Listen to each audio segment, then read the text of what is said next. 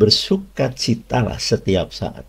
Sukacita itu sebuah energi yang kita keluarkan dari hati, dari batin, kita lepas ke alam semesta, kan dikatakan di Alkitab Tuhan semesta alam. Maka alam semesta pun ikut bersukacita.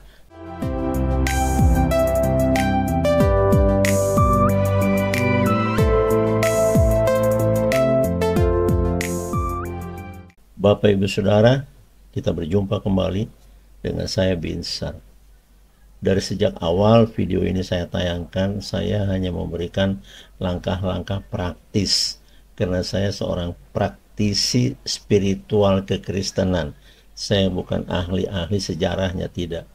Tetapi yang saya anut apa yang Yesus ajarkan di Perjanjian Baru, itu saya adopsi dan saya lakukan karena saya harus menjadi pelaku firman-Nya. Allah berfirman kepada dunia di saat Yesus mengajar. Dia berkata, inilah putraku yang kukasihi, kepadanya aku berkenan, dengarkanlah kata-katanya, dengarkanlah pengajarannya, dengarkanlah nasihatnya. Bapak, itu dasar peringatanmu. Tapi kesini, di era modern, sudah tidak ada manusia mau mendengarkan suara Kristus. Inilah kemiskinan spiritual. Alih-alih kalau mereka sakit, mereka berperkara, mereka dihimpit oleh masalah hidup, bla bla bla bla, lari-larinya cari Yesus. Terbukti diserahkan ke rumah doa ini. Pak, tolong ya. Iya, nggak masalah. Titip, didukung dalam doa. Saya sukacita. Titipan itu saya sampaikan kepada Kristus dalam doa, Bapak Ibu Saudara. Jadi saya bukan pecundang, saya lakukan terus. Kendati pun saya tidak teriak-teriak di rumah saya menyatakan bahwa saya pendoa. Lalu nama Bapak Ibu Saudara saya bawa, saya gadang-gadang lewat mulut saya terus teriak kepada no, tidak begitu. Orang bisul tidak bisa ngomong tapi dia dekat dengan Tuhan. Apa? Dalam hati. Itu sebab Yesus berkata, serahkan hatimu kepadaku. Dan apa dikatakan di Alkitab?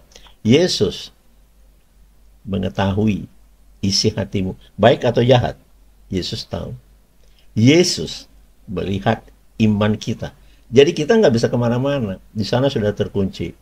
Nah, pada segmentasi hati ini, saya mengatakan ada satu perintah firman-Nya, carilah kerajaannya, maka semuanya itu akan ditambahkan juga kepadamu. Ini kan menarik. Bagi saya, tapi tidak tahu. Bapak Ibu Saudara, silakan. Kita punya ketertarikan. Kalau tidak punya ketertarikan, maka kita juga tidak akan mau mendengarkan, apalagi memahami. Kan kalau Yesus berkata, jadilah pelaku firman atau lakukanlah firman-Ku, bagaimana kita akan melakukan firman Tuhan, sedangkan kita tidak mau mengerti, tidak kita kejar pengertian itu, pemahaman itu, kita tidak ejawantakan apa kemauan Kristus lewat firman-Nya, apa yang dikatakan Allah melalui Yesus itu kepada kita. Ini disampaikan oleh Dia menjadi firman Kristus. Sebenarnya yang ngomong lewat Kristus itu Bapa Surgawi yang ada di dalam Dia. Saudara, bukankah kita sudah mendengar? Tidakkah kau percaya Bapa yang mengutus aku ada di dalam aku? Jadi apa yang kukatakan itu pada kalian, demikian Yesus, adalah suara Bapa di dalam aku.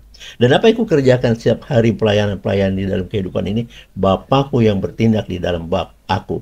Oleh sebab itu Yesus tidak pernah gagal, saudara. Bagi Allah tidak yang mustahil. Yesus juga menyatakan itu. Bagi kamu yang percaya kepadaku, tidak ada mustahil bagimu. Tapi faktanya, saudara, kita lihat keseharian kita orang-orang Kristen, banyak yang sudah diberdaya oleh kuasa-kuasa jahat. Roh-roh yang gentayangan, yang menyesatkan itu. Banyak orang-orang kita yang mengatakan, mengimani Yesus sebagai Tuhan, pergi ke gereja saban minggu, tapi tetap aja jebol pertahanan imannya. Maka terjadilah kerusuhan rumah tangganya tidak harmonis. Yang dikatakan oleh Yesus, kutinggalkan damai sejahtera-Ku dan kuberikan damai sejahtera kepadamu. Tidak ada damai sejahtera, tidak keluarga. Ribut aja kerjanya. Anak kagak bisa diatur, anak melawan sama orang tua. Nggak ada lagi etika yang bagus. Pada Yesus mengatakan, hormati ayah ibumu. Lenyap, Bapak Ibu Saudara. Baik, Bapak Ibu Saudara itu sudah melihat ya bagaimana kehidupan orang-orang Kristen yang mengaku dia mengenal Yesus, Yesus juru selamatku, tetapi rancu dalam kehidupannya Yesus tidak dihormati, Bapak Ibu Saudara. Nah, pada kesempatan ini kita akan berbicara tentang carilah Seperti yang saya katakan tadi, carilah kerajaan Allah, maka semuanya itu akan ditambahkan juga kepadamu. Ini buat saya menarik, Bapak Ibu Saudara. Kerajaan Allah adalah tahta kemuliaannya menciptakan langit dan bumi atau semesta alam. Saya selalu katakan bahwa ciptaan Allah itu semesta termasuk kita. Dan yang lebih unik lagi, semua flora dan fauna di bumi ini, di dunia diciptakan hanya dengan perkataannya, oleh firman-Nya. Dijadikan burung, dijadikan binatang liar di hutan, binatang peliharaan dan semuanya. Dijadikan ikan di dalam air tawar dan air laut, itu hanya dengan firman saja. Saudara, mari kita sadari, saya mengingatkan semuanya ini supaya ngerti dan jangan barbar di dalam hidup. Kita ini punya bahan baku, debu tanah. Seganas-ganas, sebesar-besarnya kuasa kecepatan atau tenaga kuda, sehebat-hebatnya macan tutul berlari, tapi itu hanya dengan perkataan. Jadilah binatang-binatang liar di hutan. Mereka itu harimau, singa, macan tutul. Nah, kita kan enggak. Mari kita ciptakan manusia menurut gambar dan rupa kita. Di situ saja saya baca, saya sudah diam. Dahsyatnya Allah itu, kita adalah gambar dan rupa. Kalau sekarang di dunia mungkin kalau manusia sama manusia dicurigai keturunannya apa bukan, keturunan kakeknya apa bukan, dites DNA. Nah, DNA kita DNA ilahi, Bapak Ibu Saudara. Kita bicara tentang DNA ya. Kita keturunan Allah. Keturunan, maka dikatakan segambar serupa. Nah, kalau Bapak Ibu Saudara semua kita segambar dan serupa, tentunya saja semua kuasa keilahian itu, sifat-sifat dan karakter Tuhan ada pada kita. Penuh dengan kasih, penuh dengan maaf, pengampunan, penuh dengan rasa sukacita, penuh dengan perlindungan bagi orang-orang lama, memberi dan memberi dan memberi kepada mereka yang kekurangan. Loh, ini kan tidak. Faktanya tidak. Ini yang mau kita perbaiki bersama-sama, Bapak Ibu Saudara. Bukan berarti saya paling dekat dengan Yesus, no. Di antara yang menonton ada yang lebih dekat daripada saya. Iya, saya ini orang berdosa, Bapak Ibu Saudara. Mungkin saudara punya dosa lebih kecil kalau ada timbangannya dan ukurannya. Dosa saya lebih besar, saya akan meniru Rasul Paulus. Saudara-saudara, kata Rasul Paulus suatu ketika dikatakan kepada masyarakat yang diajar menjadi muridnya, dosaku lebih besar daripada dosamu, tapi aku bersuka cita karena suaraku didengar oleh Bapa di surga. Wow, wow, keren. Iya. Nah, tadi dikatakan Lukas 12 ayat 31, carilah kerajaannya. Kenapa sampai dikatakan Yesus seperti itu? Karena dari zaman 2000 tahun yang lalu Yesus sudah tahu manusia kesini, maksudnya ke tahun-tahun seperti sekarang ini, meninggalkan tahunnya Yesus ketika melakukan pelayanan kepada dunia bersama murid-murid para rasulnya. Makin kesini makin kita berkecamuk hidup di dalam lumpur dosa. Tuhan sudah tahu bakal begitu. Kan dia tahu segalanya tentang dunia karena dia dan Bapa ikut menciptakan ini. Ini ciptaannya. Ya Bapak Ibu Saudara, jadi kita akan coba lihat ini, kita pelajari sama-sama Bapak Ibu Saudara. Kerajaannya adalah kuasa ilahi. Sama dengan raja yang berkuasa di sebuah kerajaan, dia berkuasa apa saja dikatakan kepada rakyatnya tunduk. Kalau dikatakan pungut pajak dari semua pertanian rakyat, dipungut itu. Kaisar kan namanya, raja kan namanya, siapalah namanya, tapi berkuasa penuh atas rakyatnya. Kan begitu Bapak Ibu Saudara. Ya. Dulu begitu peraturannya ya. Mutlak raja itu berkuasa. Sekarang kan beda ya, ada aturan. Baik. Cari dulu itu kerajaannya. Yang selalu kita katakan kerajaan Allah Bapa surgawi. Nah, kita sudah tahu mengatakan itu. Kerajaan Bapa di surga. Di surga tidak ada sesuatu yang susah. Tidak ada, semua baik, semua damai, semua sukacita, semua senang, semua tidak ada yang susah. Ya. Jadi kalau dikatakan kerajaan Allah itu disuruh kita mencarinya supaya kita ketemu dengan hal-hal yang baik. Nah, itu yang dikumandangkan Yesus 2000 tahun yang lalu. Hari ini kita baca, kita napak tilas apa yang dikatakan oleh Yesus. Dan itu perlu. Ya, karena kita sudah mencari kerajaan dunia. Bapak Ibu Saudara, kita harus jujur mengakui bahwa banyak di antara kita bangun tidur, mungkin berdoa, mungkin juga tidak. Bangun tidur, keluhan muncul. Ya, menyeret-nyeret peristiwa yang kemarin, minggu lalu, mungkin kegagalan-kegagalan dalam bisnisnya, kegagalan melakukan relationship dengan teman-temannya, apalah itu saya tidak tahu. Begitu bangun, begitu merengut. Begitu hatinya susah.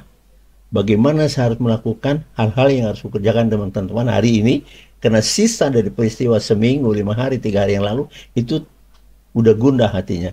Kayaknya tidak akan berhasil. Nah, sudah begitu pikirannya.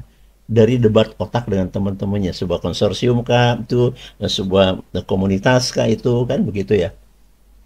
Jadi jangan biasakan begitu. Alkitab mengatakan, bersukacitalah setiap saat. Sukacita itu sebuah energi yang kita keluarkan dari hati, dari batin, kita lepas ke alam semesta, kan dikatakan di Alkitab Tuhan semesta alam. Maka alam semesta pun ikut bersukacita, kan begitu. Jadi kalau kita sudah bersungut-sungut pagi-pagi, belum apa-apa, belum sikat gigi, belum mandi, belum sarapan, sudah bertarung di hati. Aduh, nah, kata aduh udah keluar. Bagaimana nanti? Nah, sudah mulai. Jadi sudah mulai rasa khawatir, cemas, bimbang, galau, dan ragu melekat di dalam hatinya. Kalau itu ngumpul di dalam hatimu, tidak ada lagi imanmu, itu pasti sudah melorot. Kan tidak bisa. Percaya kepada Yesus 100%, kekhawatiranmu pun akan hidup 100%. Udah salah itu. Ya, kalau saudara punya kepercayaan kepada Yesus 80% berarti tidak sempurna kepada Allah. Lalu 20%-nya apa? Iya, itu tadi kecemasan, cemas, gelisah.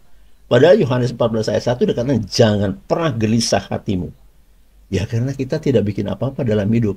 Kan Alkitab berkata, jangan kau khawatir apa yang hendak kau makan dan minum. Jangan pula kau khawatir apa yang hendak kau pakai. Karena semua itu telah tersedia dan disediakan oleh Bapa Tuhan semesta alam di sekitarmu. Kan begitu Bapak Ibu Saudara. Jadi apa yang kita cemaskan?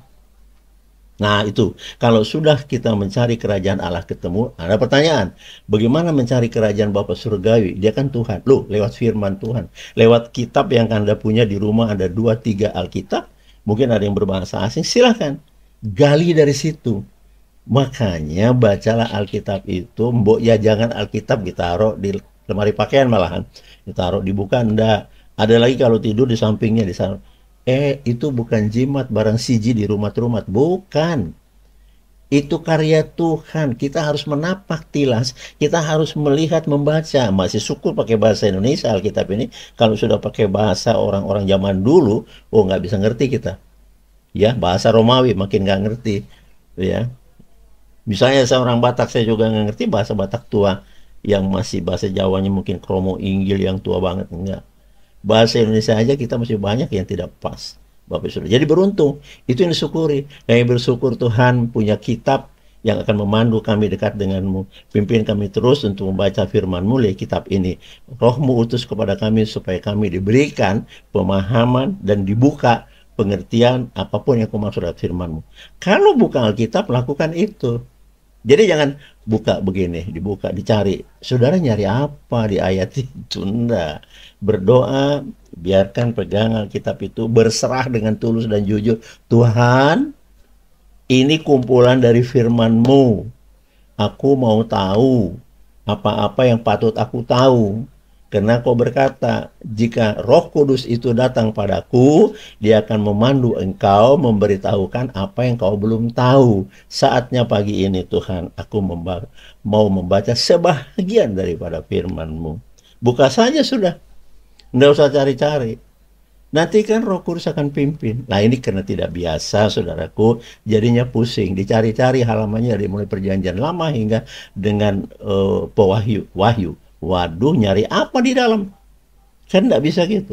Berserah saja, karena Tuhan yang akan menentukan, akan memberikan ayat bagimu, karena itu firman, itu suaranya pada waktu dahulu kala. Bapak Ibu Saudara, kita teruskan. Apabila kita sudah sampai pada kerajaan Allah, tentu kita kenal rajanya dong.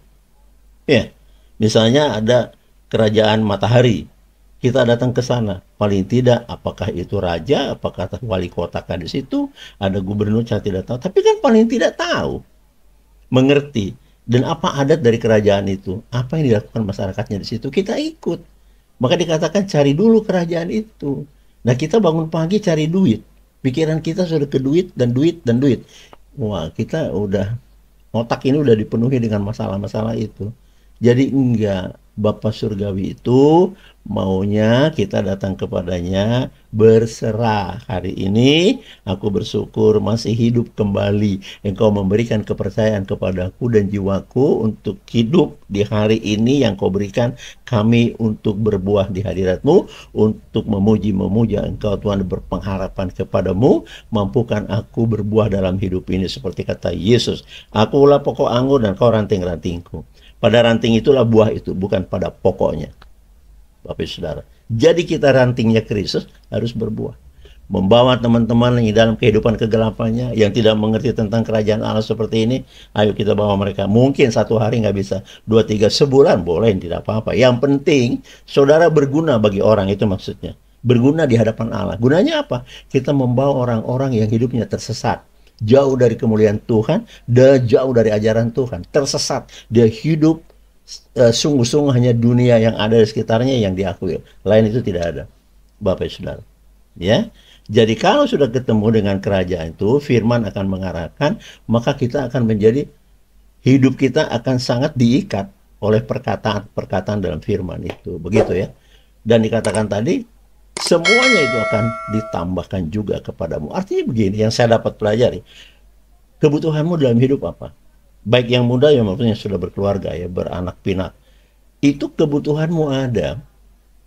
Butuh kerja, ya kan? Butuh jodoh, butuh uang, butuh harta dunia lainnya, sepeda motor kah itu, rumah kah itu, butuh-butuh, itu kebutuhan, need. Minta. Pada bagian lain nanti kan ketemu Yesus mengatakan, mintalah jika ada keinginanmu dan doakan. Lalu percayalah engkau, apa yang kau minta sudah kau terima. Sampai di sini banyak teman menjadi rumit. Rumitnya begini, karena tidak pernah terbiasa membaca Alkitab, tidak pernah terbiasa berkomunikasi dengan orang-orang yang memiliki kemampuan dan kedekatan dengan Roh Allah. Kebiasaan yang dilakukan teman-teman, misalnya saya tidak menghakimi, orang-orang yang sukses dalam dunianya, baik itu mungkin seorang trader, pebisnis apapun itu, sudah tahu, ditempel ke situ. Tidak salah. Saya tidak menyalahkan saudara. Tapi memang karena hidup itu kan perlu uang. Tapi jangan salah. Itu saya berkata tidak salah, tapi jangan salah. Semuanya itu nanti kalau sudah didapat keuntungan daripada kerja itu, apapun namanya, kebanyakan orang yang saya lihat, Bapak Saudara, menjadi meninggalkan kemuliaan Tuhan. Seolah begini, nggak pernah berdoa, nggak pernah ke gereja juga nggak apa-apa. Ini saya banyak duit. Ini kan saya hidup karena saya berpikir dan saya bekerja karena tenaga saya, bukan karena Tuhan. Lama-lama terjadi kontradiksi. Lama-lama orang yang demikian sudah lari dari kemuliaan Tuhan. Lama-lama semakin jauh. Tapi saya mau bilang satu hal. Ketika terperosok dalam sebuah masalah, tidak ada yang bisa tolong. Penyakitkah itu, masalah yang gerundel dalam hidupnya dengan bisnis teman-temannya kah itu, konsorsium mereka kah itu, persekutuan mereka kah itu, sudah sulit. Mungkin dirugikan orang ya, dibangkrutkan teman-temannya, banyak masalah seperti itu. Nggak ada lagi mau minta pertolongan siapa, masuk dalam peradilan dunia, waduh harus punya pengacara, dan saya tidak mau masuk di situ. Tapi ada satu yang maha menolong, Yesus Tuhan. Bapak Ibu Saudara selalu mengatakan, Yesus Juru Selamatku. Pakai itu. Pengakuan di bibir harus pengakuan di dalam hatimu. Jangan pernah berbantah dan menipu. Saya katakan di awal tadi, Tuhan Yesus mengetahui isi hatimu, isi hati saya, jahat apa tidak, dan Tuhan Yesus melihat iman saya. Itu cukup. Karena itu, perbaiki kualitas iman. Maka saya katakan setiap videonya, mari kita membangun iman. Iman adalah percaya kepada yang tidak kelihatan. Di bidang rohani disebut iman, percaya kepada Tuhan yang nggak nampak. Tapi kalau percaya kepada televisi, mobil, bisa ada gunanya begini, itu percaya doang cukup. Punya duit, beli, selesai. Kan begitu. Kalau kita mau mengimani Tuhan sebagai Tuhan, kita akui dalam hati dan jiwa kita, walaupun duitmu ada 1 lemari, 3 lemari, 1 triliun, nggak bisa nyampe ke Tuhan. Apalagi Yesus berkata begini, tidak satu pun kamu akan sampai kepada kerajaan Bapa kalau tidak melalui aku. Nah, carilah kerajaannya. Harus melalui pengajaran Yesus, baru ketemu Bapak Ibu Saudara. Nah, hal-hal seperti ini kurang mendapat perhatian dari teman-teman semuanya. Saya juga seperti itu dulu. Tapi saya bersyukur dan saya puji Tuhan oleh jiwa saya bahwa Saya diajak mendekat kepadanya. Ketika dikatakannya, sebegitu saya akan pensiun, Tuhan berkata kepada saya, kuduskan dirimu dan ikut aku. Itu yang membuat saya meninggalkan dunia ini. Bukan berarti saya mati. Oh no. Bukan berarti saya tidak makan. Oh bukan. Tetapi isi kepala saya hanya untuk memuliakan Tuhan. Karena apa? Hidup saya adalah anugerah, Bapak Ibu Saudara. Itu sebab maka dikatakan, carilah lebih dahulu kerajaan Allah itu. Bila kita, saya dan saudara sudah bersahabat dengan kemuliaan dan roh yang berkuasa, roh Allah itu berkuasa, bikin gempa bumi, gunung meletus, bikin tsunami, hujan dengan dicampur dengan angin puting beliung di Indonesia dan angin tornado di Amerika.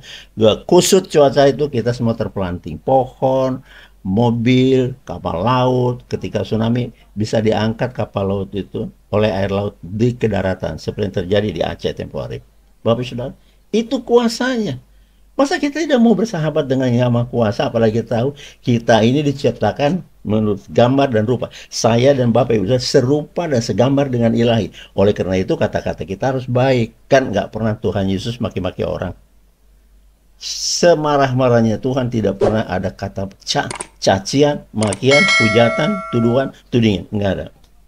Tidak, kita ini bukan rasul, bukan pura nabi, apalagi kita Tuhan, bukan. Tapi kita menghakimi seseorang yang melukai hati kita. Kadang-kadang kebun binatang keluar dari mulut kita. Segala bentuk hewan yang pantas menurut otak kita sampaikan kepada orang di depan. Apalagi tatanan kehidupan ekonomi yang lebih rendah dari kita. Kita ini punya mobil mewah, sampai harganya ratusan, miliaran. Lalu orang naik sepeda motor. Banyak sekali terjadi yang saya tahu dicaci maki habis-habisan. Itu tidak elok, bukan gitu segambar dengan Tuhan. Gambaran Tuhan tidak ada pribadi orang seperti itu, Bapak Ibu Saudara. Oke, kita cari ya. Akan terus saya, Bapak Ibu Saudara. Jadi yang ditambah-tambahkan ketika kita bertemu dengan kerajaan yang maha baik, maha memberi, kan gitu ya, adalah diantaranya kesehatan dan kekuatan fisik. Kita terjagai karena firman. Tentu kita tidak akan makan sembarangan, karena kita tahu kita harus memelihara fisik kita ini supaya kita tidak sakit tentunya ya. Tuhan turut menjagai kita otomatis. Kesehatan kita ditambah-tambahkan, diperpanjang oleh Tuhan. Kekuatan fisik kita bukan harus angkat besi gitu, tapi sehat ya. Kedua, umur panjang diberikan buat kita. Ya, itu adalah suatu kepercayaan Allah di dalam Yesus untuk hidup di dalam semesta yang Dia ciptakan. Kalau umur kita berpanjang terus sampai hari ini, Bapak Saudara yang sedang duduk mendengarkan saya, syukuri. Mungkin sahabatmu, keluargamu, saudaramu, temanmu, minggu lalu ada yang sudah meninggal, mungkin, atau ada yang kemarin barusan, saudaramu, mungkin temanmu. Kalau kita sampai hari ini masih bisa mendengarkan, sampaikan firman Tuhan seperti ini, dan saudara harus mensyukuri dalam batin, ya Allah Tuhan, terima kasih hari ini kau perpanjang umurku. Yang kita syukurin kalau bisa memperpanjang STNK mobil kah itu, membayar pajaknya, sepeda motor kah itu, ya bersyukur masih bisa bayar pajaknya STNK mobil saya 2.700.000 loh. Hei, umurmu dipanjangin Tuhan, diabaikan, gimana sih? Dan ini amat jarang orang pagi-pagi, terima kasih Tuhan Engkau memperpanjang usiaku hari ini. Tentu saja tugasku adalah menjaga namamu, menjaga jiwaku untuk tetap melekat di kerajaanmu, dan aku mensyukuri karena Engkau pasti menjagaiku. Kayak gitu sampaikan. Nah ini kan banyak yang tidak menyampaikan begitu. Memang saya akui tidak juga banyak orang yang akan menyampaikan pesan-pesan seperti yang saya katakan ini. Pengajaran ini hampir tidak ada. Yang ada di gereja saya tahu, saya juga dulunya jemaat, kemudian dibolehkan oleh Tuhan untuk menjadi seorang pembina ya, menjadi pendeta. Tapi sekarang saya lebih banyak lewat ini sosial media ini, lewat YouTube, supaya dia lebih jauh jangkauannya. Kalau saya berdiri di mimbar terus tiap minggu sebegitu aja dia, jemaatnya nggak nambah, ya itu terus. Andaikan saya bangun gereja tempo hari 272 jemaatnya, yaitu kalaupun tambah karena ada yang pindah masuk ya kan, bertambahlah jemaatnya itu, atau jiwanya bertambah karena melahirkan, atau berkurang karena pindah orangnya dari gereja kami, atau karena kematian ya berkurang. Jadi tidak ada bikin apa-apa. Dari mimbar disampaikan semua kemuliaan Tuhan, terus teriak-teriak nyamanya amin, bla bla bla bla bla bla, amin. Waduh, berteriak aminnya iya. Tapi kalau kita intip, ya maaf Bapak Ibu Saudara, kehidupan sehari-harinya tetap juga nggak sesuai dengan yang dikehendaki Tuhan. Hiduplah di dalam roh dan kebenaran. Jangan jadi penipu, pembohong. Kita harus jujur Bapak Ibu Saudara. Di video yang lalu kemarin ada jujurlah dalam setiap doa kepada Tuhan. Nggak bisa kita umpetin Bapak Ibu Saudara. Ya, yang ketiga tadi umur panjang karena kita sudah kenal dengan kerajaan Allah itu dan Allah itu sendiri sudah mengenal kita semuanya. Lalu kekayaan material juga akan ditambahkan kepada kita seperti yang diberikan kepada Raja Salomo. Raja Salomo tidak meminta harta dunia, dia hanya minta kekayaan yang non material, yaitu kebijakan, kearifan, hati yang penuh dengan kasih, tanggung jawab, dan semuanya keadilan dalam memimpin rakyatnya.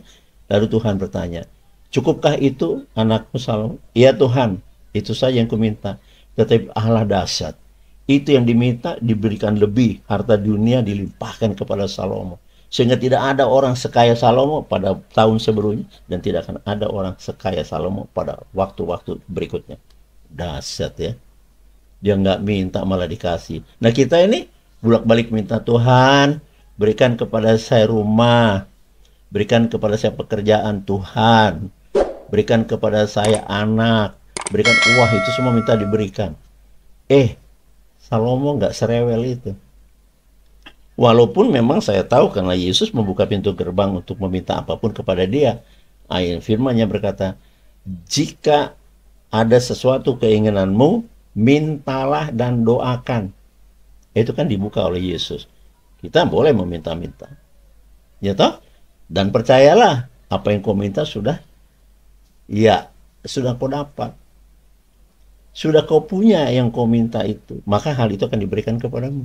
Pada bagian lain, Yesus mengatakan, jika hari ini kau tidak mempunyai karena kau belum meminta apapun kepadaku dalam namaku. Oleh karena itu, mintalah. Yesus mengingatkan lagi, coba. Padahal kita semua meminta-minta dan minta-minta, nggak juga dijawab. Nah, di sini ada yang harus dibenahi, Bapak Ibu Saudara. Ya, artinya kenapa? Tuhan itu sangat baik dan peka, sangat sensitif. Saya sudah katakan tadi, Tuhan Yesus mengetahui isi hati kita jahat apa tidak, melihat iman kita benar apa tidak. Jadi jangan sok kayak seperti beriman padahal tidak. Tuhan tahu. Ada banyak sahabat yang saya pernah dengar dan saya pernah kenal, bicaranya firman melulu. Wah, hidupnya Alkitabiah, tapi hatinya nggak seperti itu. Buktinya dalam keluarganya kemelut. Kan nggak cocok ini. Orang yang menyampaikan bibirnya firman Tuhan, kita menganggap itu kebenaran. Apalagi dalam sebuah komunitas keluarga, misalnya ada yang ulang tahun, ada acara apa, diberikan peluang misalnya seorang tua yang dari keluarga itu, tante, nenek apa, menyampaikan semua kata nasihat itu, disemat di situ, dibawa firman Tuhan sebagai landasan daripada nasihatnya kepada cucu kah itu, kepada ponakan kah itu, kepada anak kah itu, seolah-olah, nih perhatikan ini, seolah-olah dia punya kedekatan khusus dengan Yesus, padahal tidak. Salah? Tidak. Tapi yang harusnya kan selaras. Apa yang kita ungkapkan, kasihlah ayah ibumu. Harusnya yang ngomong udah mengasihi ayah emaknya. Ini enggak, kasihilah disampaikan sebagai nasihat, padahal dia pecundang. Orang tuanya saja nggak dikasihi. Ya, Bapak Ibu sudah masih banyak di antara kita seperti itu. Oh, haleluya. Ini kemiskinan spiritual kekristenan, kemiskinan kehidupan rohani, Bapak Ibu Saudara. Itu yang saya katakan tadi adalah harta yang non material. Kalau harta yang material yang di dunia ini tadi saya bilang, harta yang dilihat oleh biji mata dan bisa dipegang-pegang, Bapak Ibu Saudara. Seperti itu ya.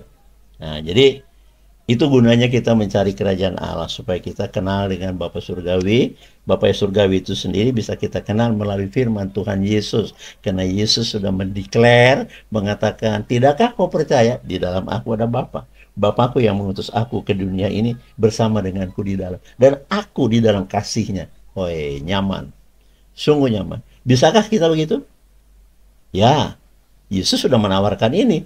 Jikalau binsar kau tinggal di dalam aku, perhatikan ini, dan firmanku tinggal di dalam jiwamu, maka mintalah apa saja akan kuberikan kepadamu. Kenapa? Inilah orang percaya. Firman Tuhan yang dibaca, firman Tuhan yang didengar dari siapapun di gereja, dari siapapun itu, lalu mengendap di dalam jiwanya, jadi menjadikan standar dalam kehidupannya, menjadikan cara hidupnya berdasarkan firman Tuhan. Itu orang percaya. Kita kembali kepada yang katakan Yesus, tidak ada yang mustahil bagi orang percaya. Benar? Nah, gitu. Kalau dia tidak percaya, masa firman Tuhan disimpan di sini, ya buat apa? Kalau nggak percaya buat apa? Buat apa juga berdoa orang nggak percaya? Ini kan kita simpang siur nih. Sudahlah tidak pernah menyembah Tuhan, tidak mengenal Tuhan seperti tadi, belum sampai kepada kemuliaan Tuhan, belum tahu Yesus itu siapa, Bapa Surga itu siapa, apa sih yang diajarkan, tiba-tiba masalah menimpa dalam hidupnya, lipat tangan lalu teriak, Tuhan tolong aku. Ayatnya begini, engkau berseru-seru kepadaku Tuhan, Tuhan. Padahal pengajaran, perintah, dan nasihatku, kau tidak peduli dengan itu. Woi, itu ngeri. Kalau sampai ada di antara kita, tapi saya doakan jangan, sampai kalimat Yesus muncul itu, saya tidak tahu bagaimana caranya Tuhan seperti kepada saya. Tuhan ngomong kepada saya, kuduskan dirimu dan ikut aku. Kalau sampai siapakah kamu, kau teriak-teriak kepadaku minta tolong, dan itu firman loh. Padahal, firmanku engkau cuekin aja. Itu ngeri. Berarti Tuhan tidak akan mau tolong gitu ya. Bapak Saudara, jadi bersabar ya. Anda Bapak Ibu masih menyampaikan beberapa pesan. Tolong saya didukung dalam doa, hutang saya, sakit ini, itu, dan berbagai masalah. Saya tetap melakukan, saudaraku yang terkasih. Saya bukan pecundang. Bapak Ibu tidur, saya berdoa untuk Bapak Ibu. Ya perlu saya besarkan hatimu. Coba itu. Yesus melayani kita. Maka dikatakan, siapa yang terbesar di antara kamu? Sulit menjawab itu. Yesus membuat sebuah pernyataan. Yang terbesar ialah yang melayani engkau. Masuk ke dalam restoran. Restoran yang biasa, yang segala makanan secara general ada di situ. Bukan rumah Padang. Lalu duduk, baru pelayan datang. Pelayan yang semuanya dengan platform apa yang bagus pakaiannya, kira-kira menawarkan. Apa ibu pesan apa kan gitu, mau order apa gitu, mau makan apa kan itu ditanya, iya pesan ini tulis, lalu pergi, dipanggil lagi kan ada yang kurang, dek sini, ya om, ya pak, tolong saya minta telur dadar, ada, oh iya siap. Yang diminta dalam nota order itu 7 menit mungkin 10 menit mungkin baru datang nanti. Dari 7 keluarga yang hadir di meja itu berkeliling, makan yang diminta masing-masing hadir. Bapak Saudara, Yesus berkata begini, apa sesungguhnya yang engkau mau supaya aku kerjakan untuk kamu, hai yang percaya kepadaku, untuk kamu yang meminta pertolongan kepadaku, apa yang harus kubuat, apa yang harus kukerjakan, katakan. Sampai Yesus mengatakan begitu, waduh saya merinding. Yesus itu Tuhan loh. Yesus itu bisa memberhentikan topan di Danau Galilea. Angin ribut bisa berhenti. Hai angin dan badai, diam dan terang. Berhenti. Diam dan tenang. Berhenti. Berhenti. Alkitab menyaksikan bahwa danau itu menjadi tenang. Wow. Diomongin begitu saya. Ya karena Yesus pemilik semua itu. Sama dengan ketika Petrus ditanya, adakah kau mendapatkan ikan pagi ini? Nah, Petrus merapat ke pantai, ada Yesus di situ. Tidak ada Tuhan, katanya gitu. Memang tidak dapat ikan sama sekali toh. Lalu dikembalikan nama Yesus. Pergi kau ke tengah, di titik mana tadi malam kau taburkan jalamu, sekarang kembali ke situ. Tapi disangkal Bapak Saudara, kan ini udah siang. Hukumnya ikan-ikan itu silo lihat matahari, dia tenggelam jauh ke dalam. Bagaimana lagi itu jala ditabur? Kan jala tidak ditabur, tidak 100 meter tenggelam. Tidak, kan ada itu apa, penyangganya supaya dia hanya sekian, 1 meter kah, 2 meter kah, tergantung-gantung jala itu. Kalau ditarik, baru yang terkurung disitulah ikan akan tertarik. Tapi Yesus berkata, pergilah di tempat di mana kau tadi malam berada, tebarkan jalamu di kanan. Maksudnya di kanan Petrus dan di kanan perahunya. Saudara, saya mendapat kesaksian dari Alkitab yang kita cintai. Lalu, nah ini menyenangkan.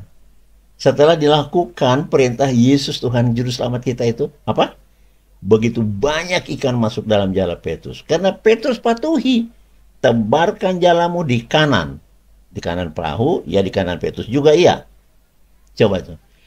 Tadi malam, dari mulai mereka berangkat sampai pulang subuh itu, tidak ada penyertaan Tuhan. Sudah? Tidak ada. Tapi kali ini, di tempat yang hal mustahil dan posisi yang tidak mungkin dan tidak umum. Karena ikan kalau matahari sudah terik, matanya silo, dia tidak muncul ke permukaan mengambil udara, malah dia tenggelam. Kepanasan. Ya, Petrus sudah ngomong, Tuhan, ikan-ikan sudah masuk ke dalam air terlalu jauh. Masih disanggah begitu. Tapi teman-temannya bilang, ikutin, itu Tuhan, kan gitu. Nah, Bapak Saudara mau mengikuti perintah Tuhan?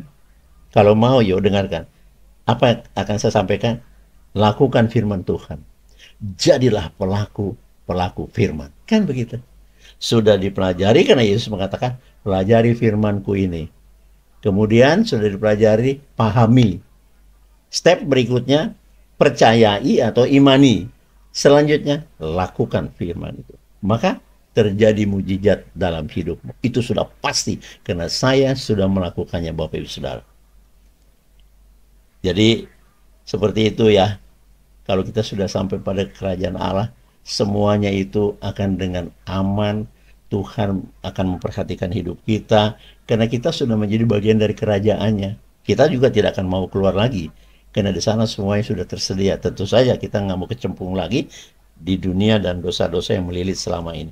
Tinggalkanlah itu, nah, terimalah semuanya, apa-apa atau harta kekayaan yang non material dari kemuliaan Tuhan, yaitu kuasa dan kasih, ya. Karena kita mengasihi musuh, kita mengampuni. Kan dikatakan, ya kasihilah musuhmu. Bahkan mintalah berkat dari Bapa Surgawi untuk musuh-musuhmu. Nggak gampang. Orang kalau sudah dimusuhi, dilukai hati kita oleh orang-orang yang tidak beres, hati kita terlukai pada umumnya, apa yang muncul? Dendam. Sakit hati nggak berkesudahan. Ingin rasanya terus akan menyakiti dia ulang, kita berbalas, jangan. Tidak. Jika pipi kirimu ditampar, dipukul, berikan pipi kananmu. Di mana agama yang menyatakan itu? Hanya di kekristenan, saudaraku. Bersukacitalah, kiranya Tuhan yang ajaib, kita dimiliki Tuhan yang ajaib, yang penuh dengan kasih. Yesus, juru selamatmu dan juru selamat saya. Bapak Ibu Saudara, jadi itu sebabnya maka dikatakan carilah lebih dahulu kerajaan Allah itu, supaya ketika kita sudah berada di sana, kita hidup dengan gaya-gaya kerajaan Allah. Apalagi kita tahu kita ada segambar dan serupa dengan Allah, tentu kita punya otoritas seperti yang dikatakan di Kejadian 1:26. Kita ini berkuasa di atas seluruh bumi. Bedanya dengan Yesus, Yesus berkuasa di surga dan di bumi. Kita hanya di bumi saja. Itu pun bisa menyembuhkan orang sakit. Ini ciri-cirinya orang percaya, dia dapat mengusir setan demi nama. Dibikin kayak Yesus begitu. Yesus memberikan otoritas kepada saudara yang mulai sudah percaya kepada Kristus. Saudara akan bisa mengusir setan demi nama Yesus. Katakan saja, demi Yesus aku mengusirmu, hai roh-roh jahat yang pada orang ini. Dia akan pergi. Tapi beranikah saudara mengatakan itu? Tidak, tentu harus perlu latihan. Latihlah itu terus-terus saudaraku. Ya mungkin dalam 1 minggu masih kepleset, masih belum juga percaya. Nah, latihlah sampai percaya betul apa yang dikatakan Yesus itu bukan abal-abal, bukan kaleng-kaleng, itu pasti terjadi, Bapak Ibu Saudara. Sampai dengan yang dikatakan, jika kamu belum punya apa-apa sampai hari ini, karena kamu belum meminta kepadaku di dalam namaku, mintalah supaya aku memberikan itu kepadamu. Bapak Ibu Saudara, ini sudah rumus alam. Bapak Yesus, Bapak kita surgawi, dikatakan Tuhan semesta alam. Tuhan yang punya hukum semesta. Yang saya katakan tadi, iya ada angin ribut, peting beliung, gempa bumi, meledaknya gunung, apa semua itu kan hukum alam, gravitasi dan sebagainya. Itu Tuhan yang punya itu. Tuhan bisa berbuat apa saja. Jadi apa yang dikatakan oleh Yesus diberitahukan kepada kita, tidak aku percaya bahwa di dalam aku ada Bapa. Nah sekarang jika Bapak Ibu sedang menonton itu, tinggal di dalam Yesus. Lalu firman yang diajarkan lewat video ini dan lewat pembacaan Bapak Ibu sedang mandiri di rumah masing-masing, tinggal pula firman itu dalam jiwa saudara. Wow, Anda sudah menjadi orang-orang yang dihormati surga. Sukacita surga melihat saudara melakukan itu. Maka malaikat-malaikat tetap menopang saudara. Maka saya katakan, sebenarnya saya menyampaikan hal-hal ini lewat video ini supaya semakin banyak orang bisa kontak dengan Tuhan, bisa akses kepada Tuhan, menyampaikan isi hati dan apapun yang perlu direspon oleh Tuhan secara pribadi. Jadi nggak titip-titip lagi, enggak. Saya tidak melarang kalau besok sekarang masih titip doa, saya akan dukung ya. Doa-doa apa yang Anda butuhkan, saya akan ngomong, saya akan doa kepada Tuhan. Tetapi yang paling penting dalam misi saya menyampaikan pesan-pesan ini supaya Anda mandiri bisa berdoa langsung kepada Tuhan, tidak menunggu pendetakah, pastorkah, siapa enggak. Anda bisa langsung akses. Tetapi dengar baik, tidak satu pun akan langsung ke akses kepada Bapa di surga kalau tidak melalui aku. Nah, oleh karena itu penting kita mengenal Yesus dengan baik. Kenali apa yang Tuhan Yesus mau. Pelajari firman-Ku, ikuti. Lakukanlah firman ini, imani dulu baru lakukan. Itu pasti terjadi mujizat Bapak Ibu Saudara. Jangan begini, kenal dengan Yesus juga enggak, beribadah juga ya bolong-bolong di mana-mana, berdoa juga tidak sanggup, tidak berkuasa doamu, lalu kita bilang, Tuhan bukankah firman-Mu? Betul. Firman Tuhan mengajak kita meminta apa saja kepadanya dan percaya kau akan menerimanya. Tetapi kita ini belum cocok dengan dia, kurang sesuai. Iya, kalau Bapak Surgawi dikata, engkaulah anakku yang kukasih, kepadamu aku berkenan. Jadi kalau Bapak Ibu Saudara yang sedang menonton ini berkenan kehidupanmu, kehidupan spiritualmu sebagai seorang Kristen, kehidupan rohanimu itu menyenangkan Tuhan, berarti Tuhan berkenan buat Anda. Acungkan tanganmu, seperti Musa mengangkat tongkatnya, laut merah terbelah dua, haleluya, haleluya.